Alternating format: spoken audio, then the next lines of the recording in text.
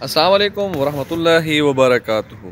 कुरान पाक और सीरत से अलावा कोई भी चीज़ ऐसी नहीं जो हमें हुस्न माशरत सिखा सके। अल्लाह रब्बुल इज़्ज़त कुरान फरमाते हैं, या अय्युहल्लज़ीना आमनू इज्तनिबू कसीरम मिनज़्ज़न्न इन्न बअज़-ज़न्नि इस्मुन वला तजस्ससू, कि ए ईमान वालो, किसी के बारे में कोई राय कायम ना करो, किसी के बारे में बदगुमानी मत करो।